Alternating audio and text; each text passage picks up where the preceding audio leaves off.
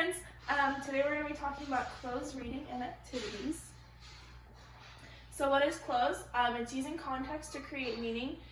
There are activities based on written text where there are blanks within the sentences, where students need to fill in correct words, or sometimes they have the beginning letter of the words and they have to fill in the rest of the word, but we'll talk about that later. The context of the sentence in combination with phonic and syntax cues helps readers to identify unknown words. So why do we use it? It helps assess reading comprehension, especially for ELLs. It helps with English vocabulary and decoding, reading decoding skills, which helps them out a lot. When it's done in small groups, it allows students to get together and share their ideas and brainstorm. And then teacher design clothes are especially helpful because you know your students best, and it's helpful to see what areas they need help in and incorporate that into your closed reading activities. So here's a step-by-step. First, you observe student reading behaviors like we were just talking about, to kind of gather that data and what specifically your students need to work on. And then you group students, and then introduce close with a chart sentence and tell them exactly what it is and what they're doing. And then you prepare an activity to meet the needs that you gathered from step 1. And then identify appropriate words to fill in the blanks, and then assess student growth and understanding, and then add technology is the last step. So here are the types of close. I have them written also on here. We'll just move them to the TV. Is that good or bad? That is actually really good. Okay. So first we have traditional, and it's when randomly selected words are left out. So that's the one you'll see most often. The next one is syntactic. Ooh. Yep.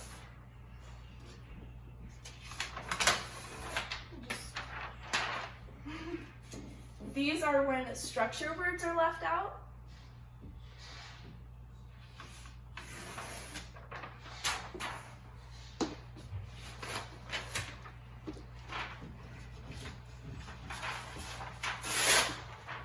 And then semantic is when content words are left out. And these are all the same examples, they're just leaving out specific words that are targeted. And then graphophonic. We're gonna say that's how you say that word. And this is the one where they leave letters out. And typically with the examples I've seen in the book, they give the first letter of the word, and then the rest of it is left blank for the students to try and fill out.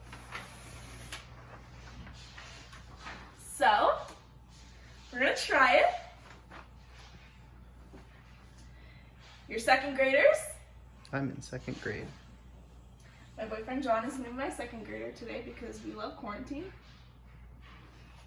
Okay, so we're gonna practice our vocabulary reading comprehension skills, and we're gonna do some close activities. So since you guys are new students and you do not know what this is about yet, close is when I provide you with some sentences and you look at them and you see what words are gonna fit best.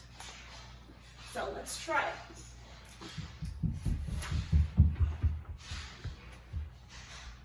So for this first one, it says Jack and Jill blank up the blank. They wanted to blank some blank. On the way, Jack blank and Jill helped him buy blank. So my 2nd graders, what word do you think fits best in the first blank? Went. Good job.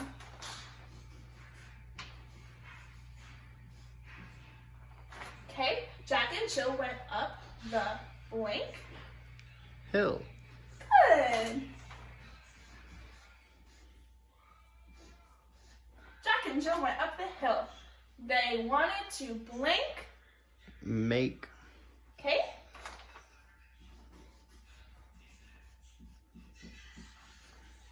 Jack and Jill went up the hill. They wanted to make some blank.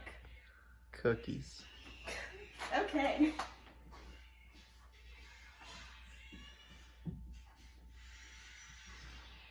Jack and Jill went up the hill. They wanted to make some cookies. On the way, Jack blank. Got sad. John. Fell.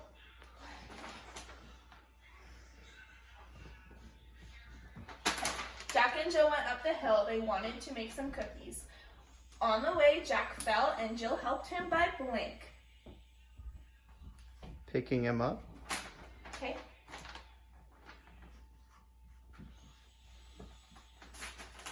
I'm a senior in college. I'd make a terrible second grader.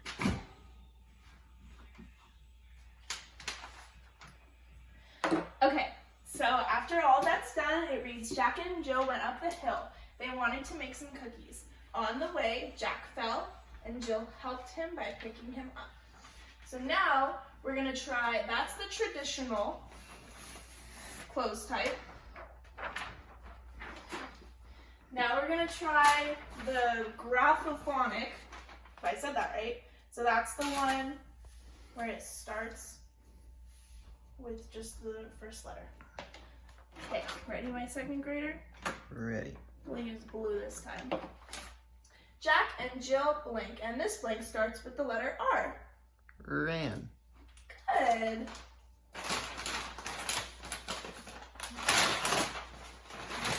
Cool. Jack and Jill ran up another blank that starts with R. Road. Road.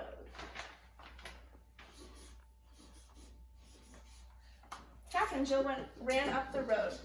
They wanted to blank and starts with F. What's a good word for that one? Find. Find.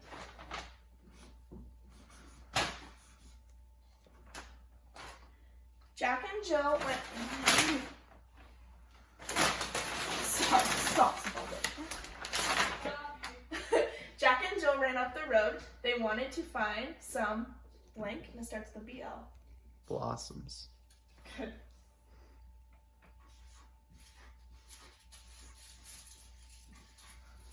Jack and Jill ran up the road. They wanted to find some blossoms.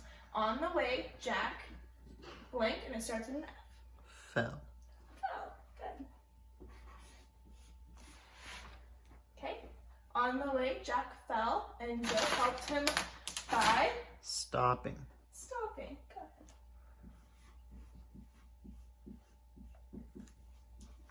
Okay, so after we did this one, it's Jack and Jill ran up the road. They wanted to find some blossoms. On the way, Jack fell, and Jill helped him by stopping.